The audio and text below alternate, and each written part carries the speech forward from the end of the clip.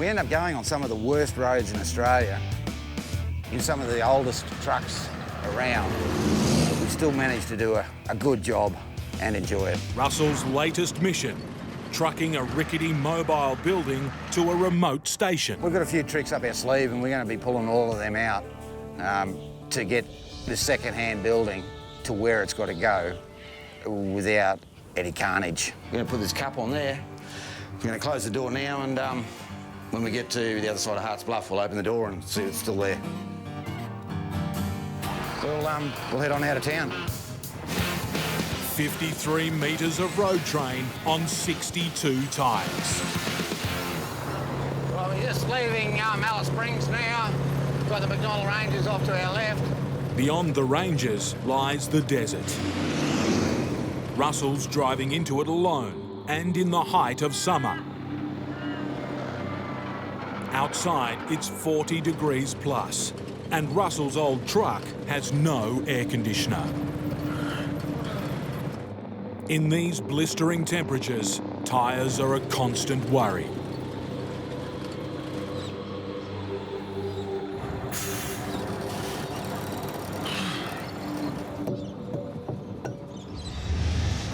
Well, just popped the drive tyre. To make matters worse, the flat tyres rolled off the rim. It's gone flat. I can't see any visible, like tear marks in the side or any giant holes. See if I can inflate it, and then once it's pumped up, determine where or why there's leaking out of it. I'd like to be able to fix it rather than change it because it's a bit warm out here. Jacking up his road train and wrestling with 50 kilos of hot rubber would be a recipe for heat stroke. To get the tyre back onto its rim with minimal effort, Russell has an unconventional approach.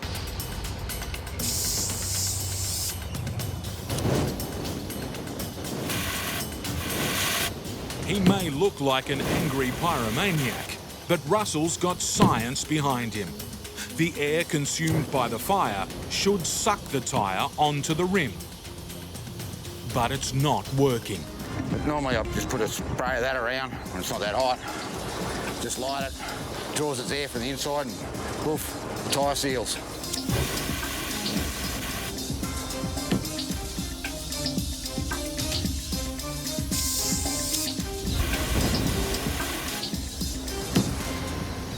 Finally, success. Bit of persistence. That was about the last try, and then it was coming off. Now to find the puncture.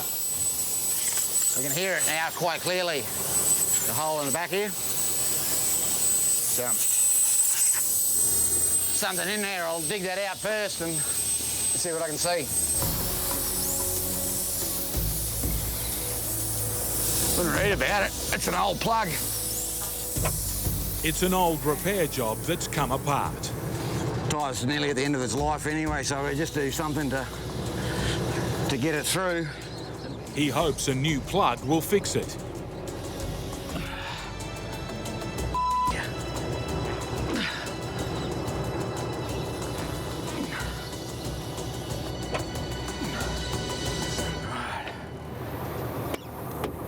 Look at that, it's like brand new. Should be all right. We'll get going.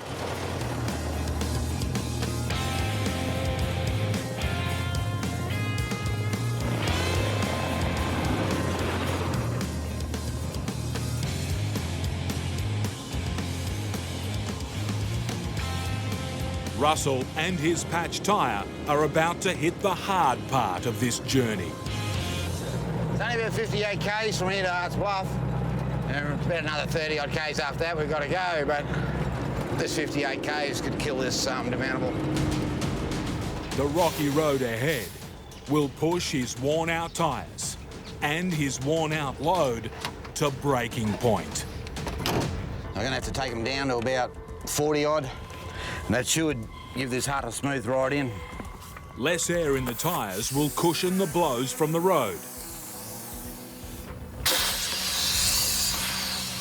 Rightio, all good to go.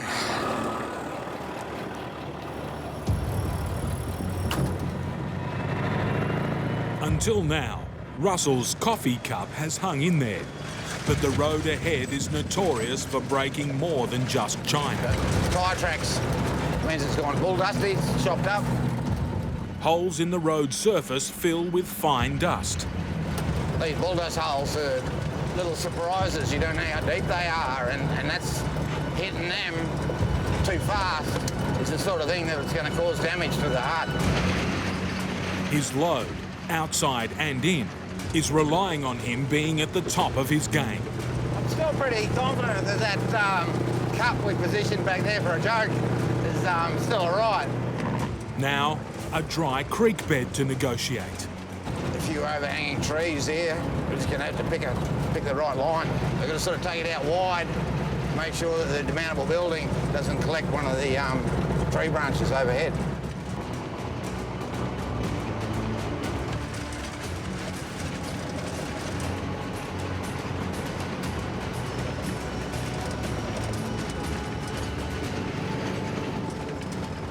He's through without a scratch. Let's still got your fingers crossed about that coffee cup.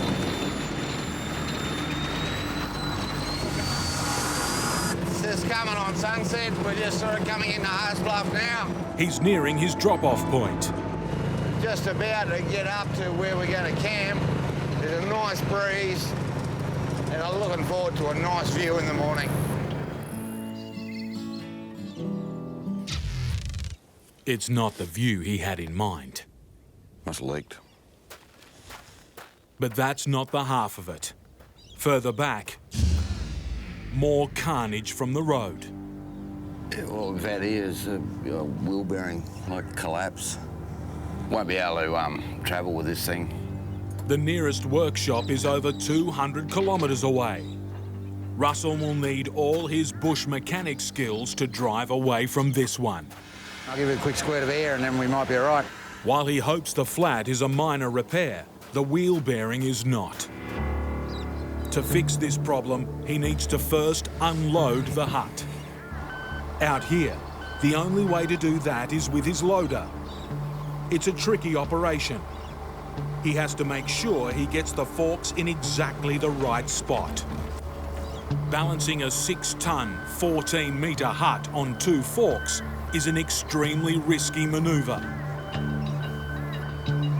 A sudden jerk or a gust of wind and this flimsy building could hit the dirt.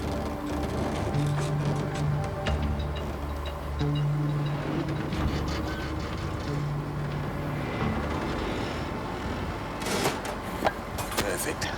Can't have a look inside and see how it travelled. The moment of truth for his china cup. Oh well, the cup's still there. No tricks. Would have only had to go like that and it would have come off. With the weight safely off his trailer, Russell can turn to the wheel bearing problem. The hub is completely destroyed. Without any spare parts, he needs to get creative.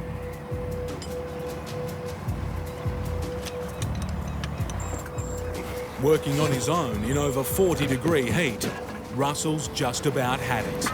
I'm a bit out of condition. It's a bit hot. His rig has 62 wheels. Russell thinks he can get by with one less. A makeshift sling will keep the bare hub from dragging along the ground. Had a fair bit of tyre drama coming out here. All become a bit evident this morning when we had a look around. Anyway, it's all done now. I might stood on out of here, get a bit of breeze going through me. Next stop, Alice Springs. He's got a long list of repairs and a little less rubber on the road. But for this Outback trucker, it's another mission completed. My mind's on millions of things right now, trying to get ready for the trip. In Perth, trucking veteran Steve Graham's rushing to put a road train together. It's not like you're driving one truck, you're driving 3. Because there's 3 pieces to it, so there's things to do constantly. He's just accepted an urgent job, taking a power station worth $500,000 to a remote Aboriginal community in the tropical north. The whole community is sweating on how I go delivering this thing. I'm going to take this trailer away first and go to Balgo. That's my plan. But I best check the weather first, because with my luck, I'll head off to Balgo and find out it's raining before I even get out the gate. Monday, 80%, Tuesday, 90%, Wednesday, 70%. When I see a forecast that says 80% rain for the next 3 days, I feel sick. 1,450 kilometres of harsh outback still stands in the way. Just on the horizon, I can see red dust building. It's almost like there's weather coming in. This part of Australia is notorious for its extreme climate. I'm in the proper Pilbara hot now, it's hot. It's about 45 degrees out there maybe. Everything in this truck is running hot. My gearbox is running on 130 degrees Celsius today. The punishing heat is pushing Steve's 20-year-old truck to the limit. If I hurry too much, I will do wheel bearings and tyres, then I'll lose the time changing them. So I'll just drop the speed back when it's very hot. After a brutal stretch, Steve wants to check his gear. Right away, it's not looking good. I've seen this on the ground. That's a seal out of a hubcap. And now I've got a major bloody drama. This is a major drama. This is not good. Maybe got a bearing starting to pack up. A failed wheel bearing could spell serious trouble. This can develop into a dangerous situation. If you don't get this at this point, and it is a bearing that's collapsing, it collapses, runs red hot, catches fire, you burn your trailer and all this stuff to the ground, and or the wheel falls off, can fall off, and go wandering out into the bush. And I'm going to get a jack under that and see what the hell's going on there. What frustrates me is the clock's really ticking now, but I've got no choice but fix this, and it's where I get really annoyed. If Steve's bearings are shot, the wheel will be loose. There's no play in that.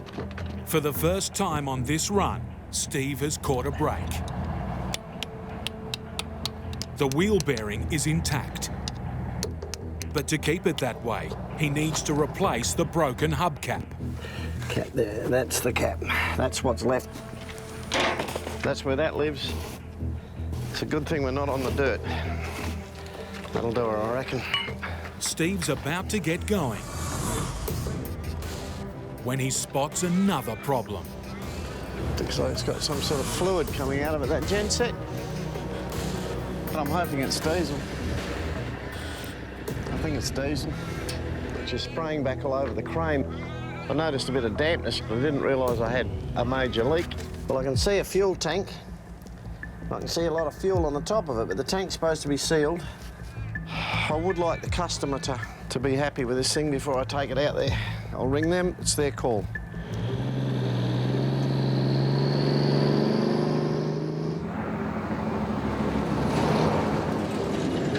I want my client to meet me up here at the roadhouse and assess their equipment at this point in time. I want them to be happy in their mind to send me out there with these units. There's no sense in turning up with a genset that doesn't work. That's not the plan.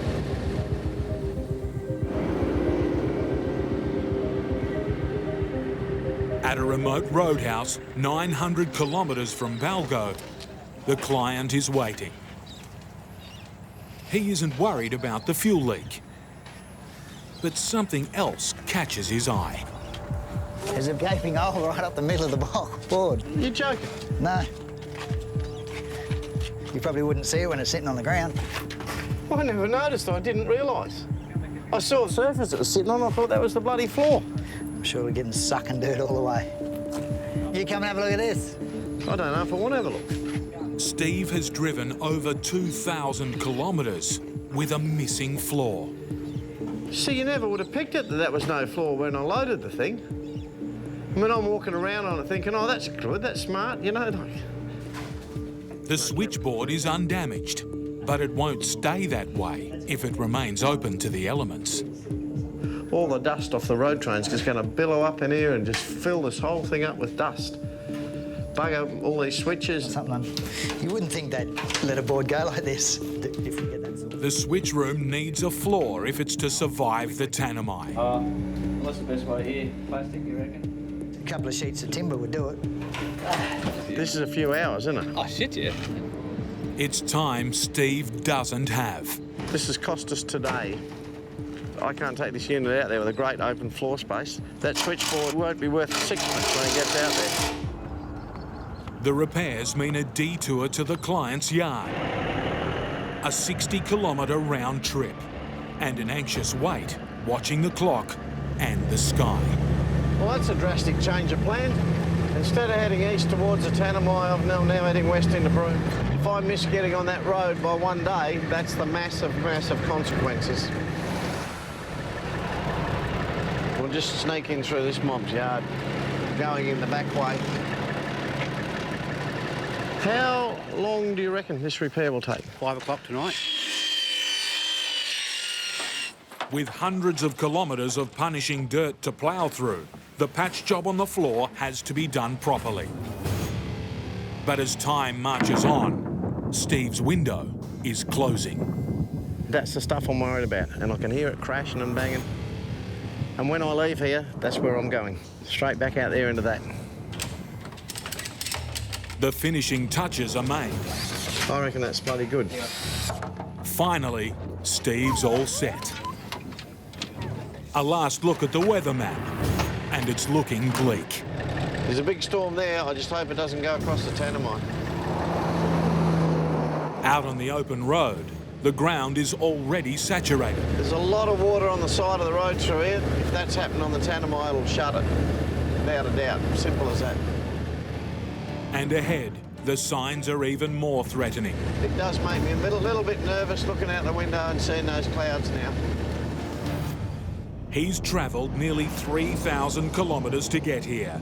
Now, Steve's fate lies in the hands of the weather gods. I think that's rain over the Tanami where I've got to go. That's it now. That's serious. Some of that rain's serious. I've got to get to the turn-off before that storm, or it's all over. There's the turn-off there. Now, what does that sign say?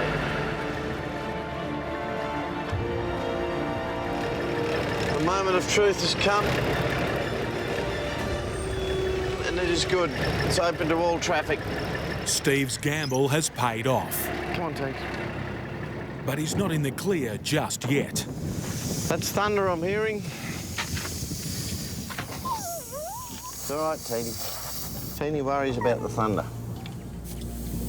With 240 k's of bone-crunching corrugations between him and his destination, he needs to deflate his tyres to soften the blow. I'm letting nearly half the pressure out of these tyres. The fate of Steve's freight weighs heavily on his mind. This concrete's been moving a bit all the way. I don't think it can move any more, but I've got an eye on it. The time has come to tackle the Tanami. The roads are all open. That's good news. I'm going to get into it.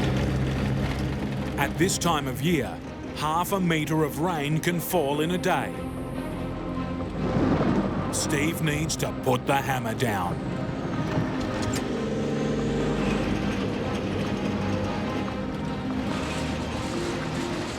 But only a few k's down the road, Steve's luck could be running out. It's been a big gamble the whole trip. If it rains too much down here, I'll stop till it dries out. It might take weeks. It's taken me weeks before. And it's not only ahead that he needs to worry about. I'm about 5 kilometres into this road and it looks like I've got a drama back there with that concrete. This could be a nightmare.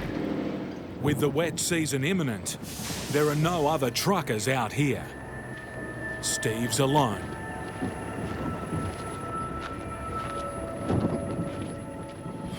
Strap's nearly gone. To shift these 200-kilo slabs, Steve's only option This could be one of those loads.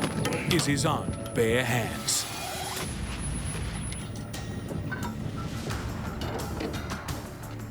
With the temperature in the 40s and humidity at over 90%, it's sapping every last drop of Steve's energy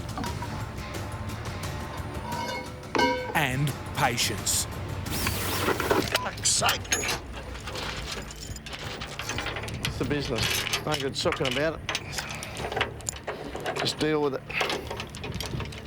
With the road set to get even rougher, the concrete needs to be rock solid. And now, he's racing fading light.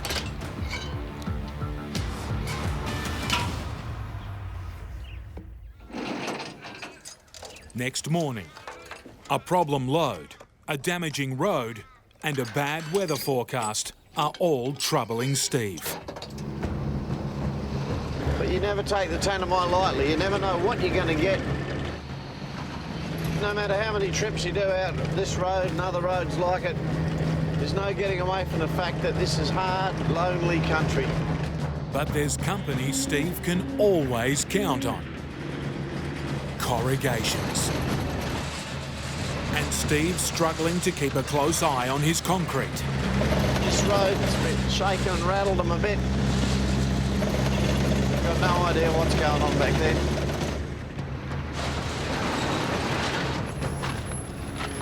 And that's still nice and tight. That's good to see. The slabs are holding fast. But now Steve spotted something else. Shit. That's a problem. The diesel generator has sprung a leak. Whatever Johnny thought he plugged up in there yesterday, I don't think it's plugged up today. Damaged goods damages Steve's reputation. That is a mess. It's a blow so close to the finish line.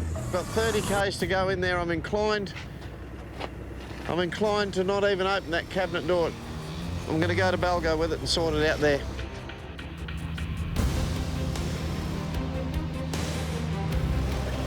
But now, Steve's hit the worst section of the entire trip.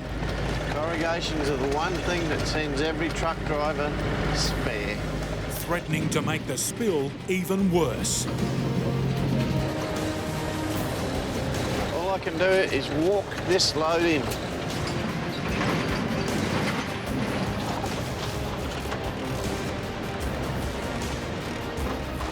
I reckon I've got the town down to about 3 kilometres now. It's feeling like an awfully long 3 kilometres. It's make or break for Steve. I'm moving up and down like this. And his freight. You can imagine what's going on back there on those trailers.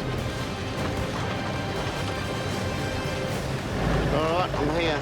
After a marathon 6 days at the wheel, Steve's beaten the wet season and the Tanami and made it to Balgo. I'm a happy man. I want to have a look in here and see if I can see what the diesel leak is. Might just be diesel venting out.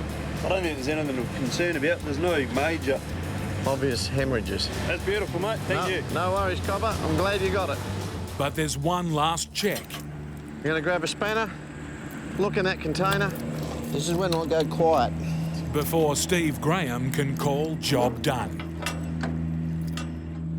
Phew, that's a relief. The switch room's in mint condition. It's always a damn good feeling that it gets in and you open the door and there's a nice new switch room sitting there. We have to do an urgent food delivery out to the community of Punmu. What they've had out there is a Category 4, almost 5 cyclone. They've had 500 millimetres of rain. You know, that's half a metre. And at this stage, I've got no idea what the road conditions will be like. Am I going to be driving through big pools of water? The cyclone's taken out the phone lines. If Woody's truck gets bogged, he's completely on his own. There's no phone reception out there, there's nothing. It's a really big place out there, so you've got to be prepared for anything. Because of all the rain they've had recently, it's a bit of a financial risk to be going up there, but at the end of the day, they've got to have food. That bit is not negotiable. Now the rain clouds have given way to blistering sun. Right now, we've just passed the 26th parallel, so we're officially in the Pilbara. With the mercury over 40 degrees, Woody's refrigeration unit is working flat out, protecting 18 tonnes of perishable food from scorching outback temperatures. The biggest issue is making sure everything is still frozen when I get there. The intense heat puts extra pressure on Woody's wheels. it's 41 degrees. So we've backed the speed down a little bit so as to not generate too much heat and pressure in the tyres. That way they don't go bang, and I don't have to get out there and change them. The recent rains have left part of the route off limits. Just had a look at my weather maps. At the moment, the road between Newman and Marble Bar, which is 80% dirt, is closed to trucks and motor vehicles. If the road stays closed, Woody will be forced into a 600-kilometre detour. A 24-hour delay for his precious cargo. And looking to the north, it's getting darker. I don't know what we're in for.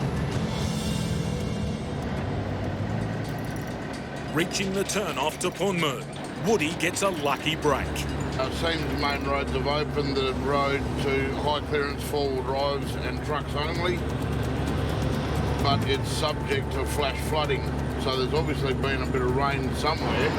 The track may be open, but the bad weather has left its mark. This is one of the reasons the road was closed, because of all the sandy shale that gets washed into here, and then you can't get through. It's an obstacle course, water hazards, brutal corrugations. It's already starting to get corrugated, as you can hear. Punishing him and his truck. Yeah, we're about 20 hours from the community, depending on road conditions. The freezer is already struggling. I've just noticed in my mirror, I've got a control panel for the fridge. The warning lights come on, so I'm just going to stop here and have a look, make sure it's all okay. I hope it's nothing serious.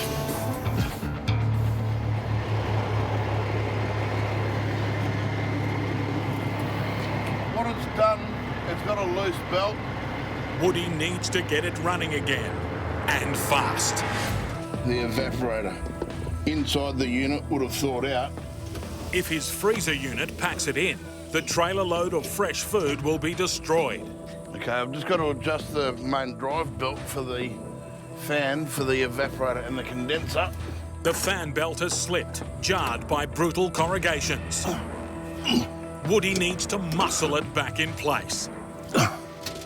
We'll run it up now, and now the fan will do the proper speed that it should instead of the belt slipping, and hopefully it'll be all right. Job done, and Woody's praying nothing else goes wrong. Bloody corrugations. There's always a few rough spots. Hopefully the road hasn't been washed out too much in the floodways. When it rains a lot. The ground can only absorb maybe 10 millimetres of rain, and then after that the rain's got nowhere to go, so of course everything just gets flooded. If Woody hits more trouble out here, there's no one to help. We're basically on our own. No one could give me an update on that road condition report. No phone reception, no sign of human life. But Woody still has to watch out for free roaming traffic. Come off.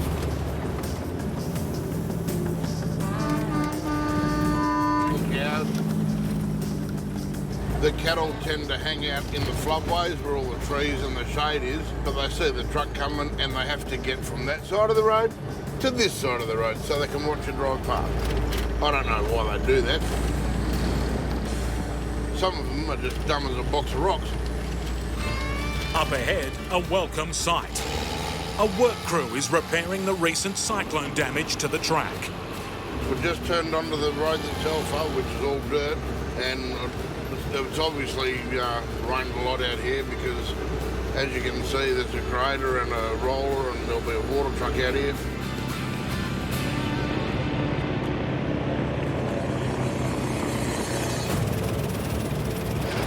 The further we go out in the bush, the worse the road's getting, the way everything is shaking.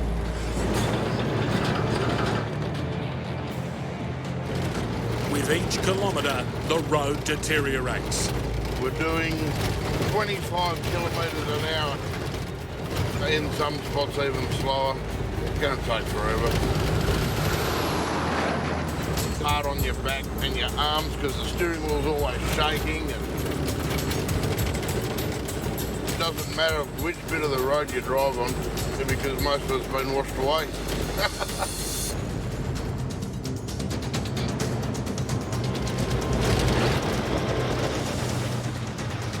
We're just coming over the last hill and there's the community.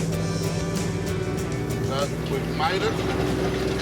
It's always a good feeling to get out here. Woody and his load are a welcome sight for the locals. After weeks of being cut off from the outside world. The minute we've unloaded the trailer and they open the store, every man and his dog will be here buying food.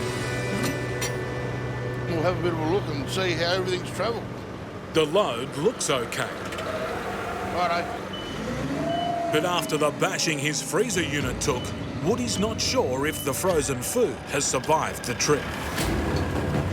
Just getting all the dry goods out so we can get to the front section and just check the freezer. Here's the big moment of truth. We'll open the freezer up.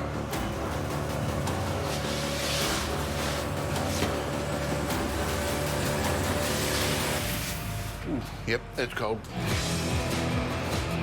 Frozen solid. At last, Punmu's only store is open for business. It always brings me joy to see how happy they are and all the little kids that they all turn up when they see the truck. It is bone-shattering, truck-smashing road. It will absolutely destroy human and machine. The dirt roads of the remote Cape York Peninsula are bold, barren and brutal. Because here, on dirt, you've literally gone to hell on earth. This is the real world. This is real trucking. The 47-year-old's been hired to deliver 13 tonnes of vehicles to the mining port of Weipa at the very tip of Australia's far north. They're needed on site in one piece in 2 days' time. It's as tough a job as they come. But with a business to run, Turbo can't afford to pick and choose where he takes his truck. Do about 1,400 kilometres of dirt driving. That's a lot of dirt for a major highway. With his load and his laundry secure, The only way to dry your washing. Turbo's ready to roll. But as he's about to leave, he spots a problem. That's the header tank for the radiator. The header tank's leaking precious coolant. It's a major warning sign. If that blows, I lose all the water and blow a motor. Less than 3 months ago, Turbo's previous truck blew up. He's had to dig deep to lay out $90,000 on a replacement rig. If this one blows, it could sink his business. The hotter it gets, the more they can crack and perish, and I can't get another one. This has to be ordered from 4,000 kilometres away. Waiting for a replacement would cost Turbo this job. Better hope it don't blow. He's got no choice but to tough it out and hit the road.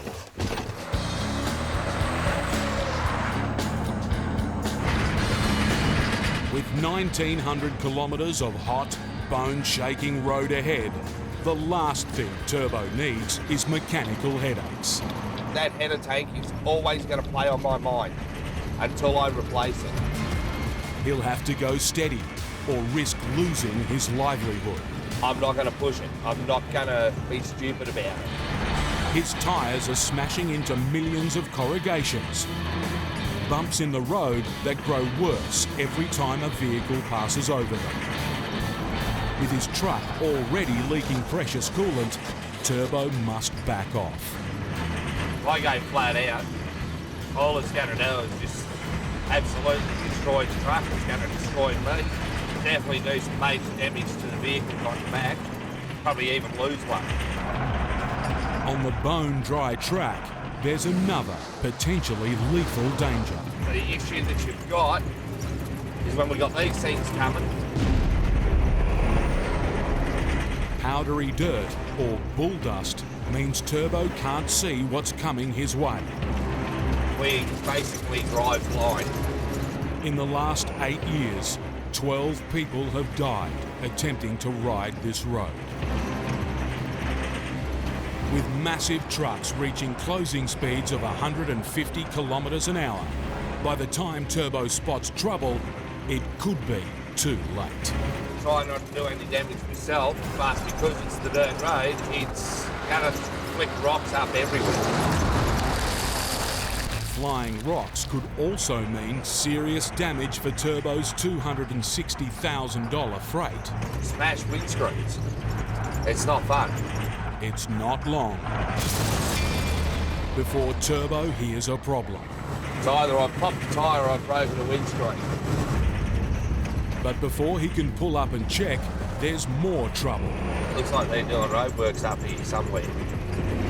The narrow detour, running right on the edge of the trees, means Turbo can't stop. With every metre, the road could be wreaking even more havoc on his truck.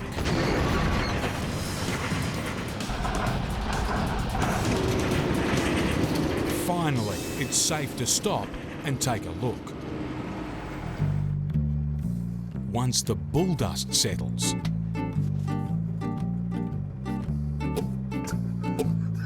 look there.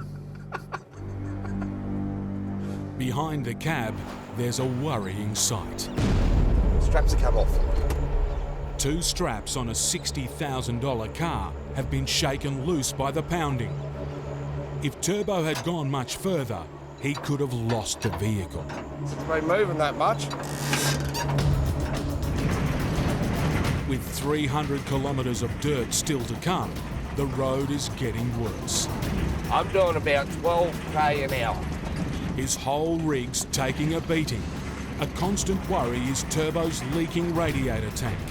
If it cracks, his engine will cook. If I don't basically come to a crawl, I will literally shatter my truck to pieces.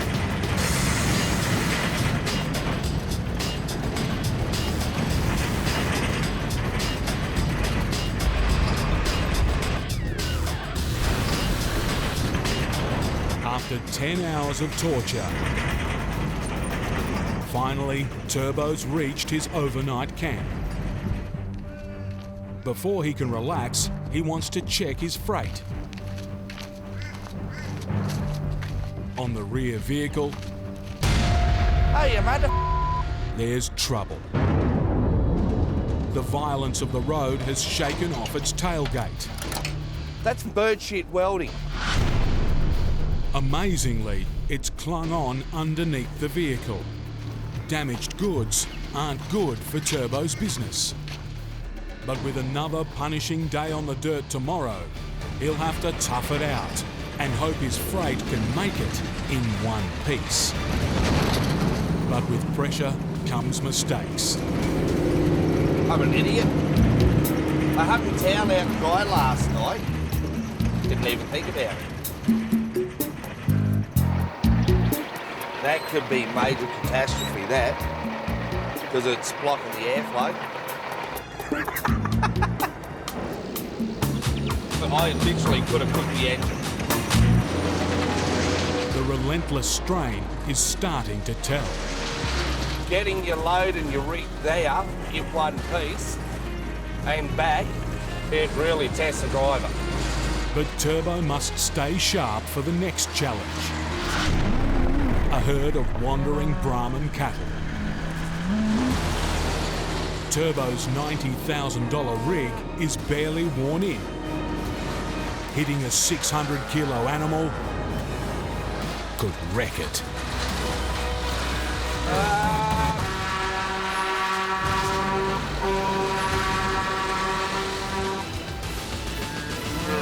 While he's missed the bovine jaywalker, Cattle! Turbo suspects there's more damage to his truck. $3,000 light. It's another casualty of the bone-shaking road. For Turbo, it's the last straw. Spotlight's broken off. $1,000 lights. It's gone missing. I'm pissed at that. I can't just buy one. I've got to buy a set. So that's $2,000 for a set. It's a big chunk of Turbo's profit gone. I worked my ass off to get nice things, and this happens.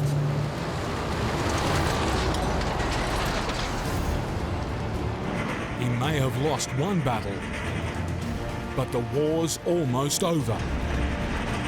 Turbo's destination, Weeper, is in sight. On this highway through hell, Turbo slugged it out with corrugations. I'm wishing that smooth out. Stressed over his truck. That header tank is always going to play on my mind. And risked his life. We basically drive blind. To survive one of Australia's meanest strips of dirt. Now, it's time to deliver. This is going to be good. That's now another customer happy. It's another delivery well done. Timeline, distance, the whole lot. She ran like a dream, which is good. So that's another happy ending for this new girl. The whole community out here does rely on fuel for all their power, generators and stuff like that. Yeah. So everything is relied on fuel getting through. During the wet season, dirt roads can transform into impassable bog holes. Storms can brew up in the afternoon and it can just put you completely out of the picture. So that's why if you've got an opportunity, you've got to take it with both hands and run with it. And right now, opportunity knocks. After months of being cut off, there's a break in the weather. Roads have reopened, and Jason's clients are desperate for his fuel. Jason will be the first road train to attempt the run this year, but he knows his window of opportunity could close fast. You don't have time to muck around this time of the year. You sort of want to get in, get your job done and get back out onto the bitumen.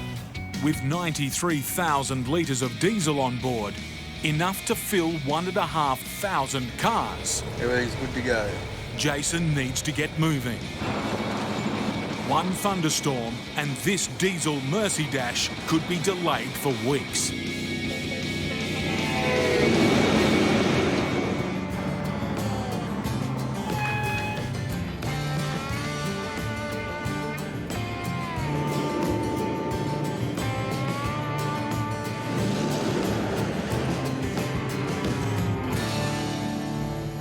After a day and a half of solid driving, Jason's reached the start of the dirt. There's been no road trains on this dirt road this year. He's the first out here. For 53 metres of road train, this is uncharted territory. Even though we've got dust still blowing up behind us, underneath it's still moist. We should be fine as long as you don't break through. But up ahead, a damaged section where another vehicle has broken through. Got a little bit of a dark section up here on the road. It could be a bit of a wet spot. Slow down now and Jason risks getting bogged. Time to floor it. As long as you keep your momentum going.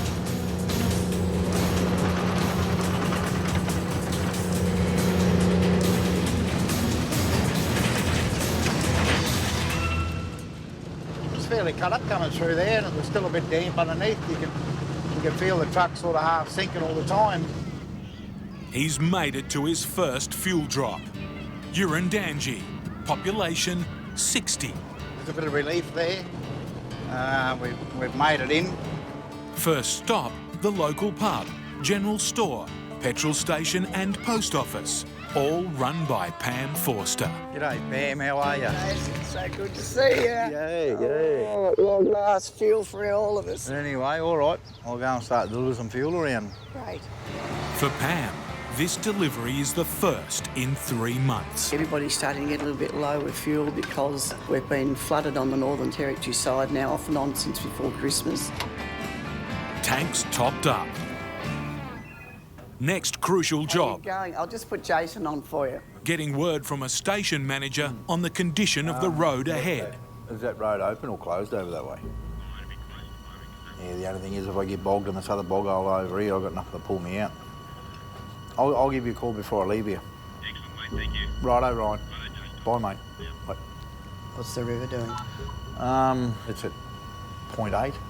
Hell, you won't get through there. No, not today, but no, he's talking. It's not the news he wanted. The way forward is blocked by nearly a metre of water flowing over the road. If I get stuck in there, there's nothing really to pull me out. I'm sort of on my own. The truck's too busy to get with a shovel. After a morning of phone calls to desperate customers, Jason's made up his mind. We got a 5-hour detour now because the bog hole on the other side of the river here. He'll take an alternative route that's 300 kilometres longer.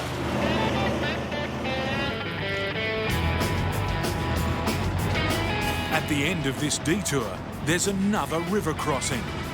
Jason's gambling it's open. Hopefully the water will recede down there pretty quick and we'll be right to continue.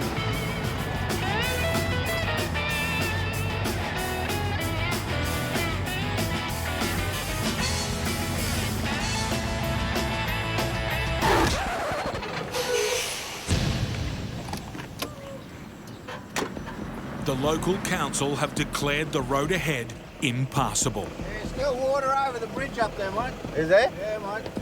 Jason's long shot has turned into another long wait. It's no use ringing everybody and worrying everybody, that's for sure.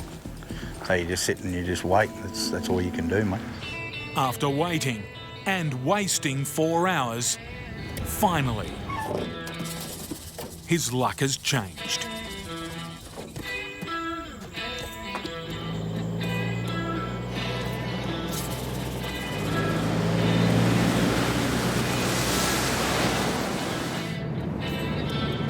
We're just coming up to the end of the bitumen on the Donahue Highway. Say goodbye to our hard black stuff and hello over to the different coloured rough stuff. He's on the dirt, and for the first time in 3 days, there's not a cloud in the sky. Jason can start thinking about offloading some fuel. The first delivery we'll do will probably be about 6 hours' time. But just as he's settling into a long, straight drive, Yeah, got you, buddy. news from a council worker. Yeah, the river's 600 over up there, mate. Oh, is it? Yeah, mate. Over half a metre of water on the road ahead. Too much for his truck to power through. This is what I said back there, mate. I said it's still open, mate. Yeah. Because I've been up here every day looking at it, mate. And Oh, it's yeah? not dropping fast. I nearly got caught up here the other day. I'll be back up in the morning. Yeah. And I'll check it out again in the morning. I want to go across before you fellas go across it. Jason's only option, wait some more. Next morning, and the water levels have dropped. Jason wants to go, but the council arrive, having checked the crossing. He's here now, so we'll see what the verdict is. It's below 0.4. It's touch and go. He's leaving up to my call to go through. So yeah, no, we'll give it a go. Jason's backing himself to make it across. Feels a little bit soft, but hopefully it'll be okay. If we just go into it steady and don't do anything silly. It's critical he hits it with enough speed. Too slow, and he could get stuck.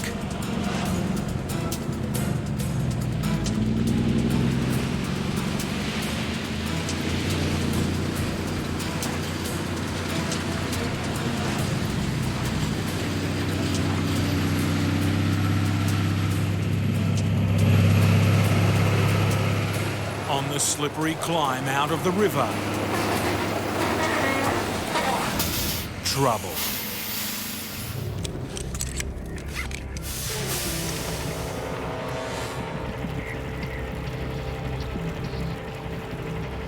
See, all this water up here is from people racing through here fast in cars, carting the water up the bank. but I come through too slow. I come through with a bit more pace.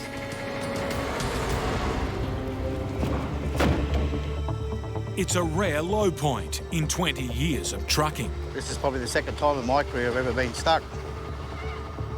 After a frustrating hour, a local station owner arrives with some serious pulling power.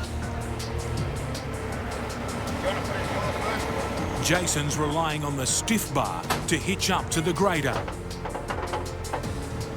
There's just one problem. It doesn't fit. I got a chain there. How big a chain?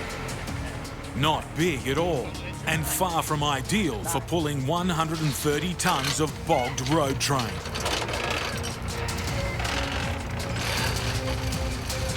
If it snaps, Jason will have run out of options.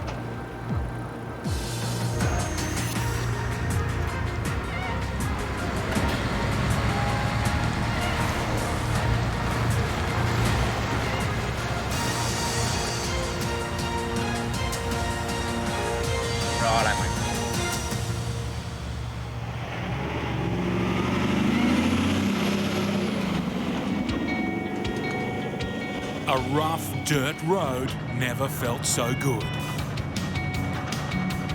And at last, it's all clear ahead. Everything's open the way we want to go. Finally, he's made it to his most remote customer. It's always a good feeling to start delivering some fuel and... Hey, mate, how you going? So, both these tanks? For station manager Peter, it's a massive relief. Pretty urgent for it. Been missing the last couple of runs. 16,000 litres of black gold. Makes you feel good every time you can do a delivery in the wet season. Job done. From this point, I am going to start working towards home for the rest of my deliveries, so it'll be only a couple of days again now and I'll be able to see my family.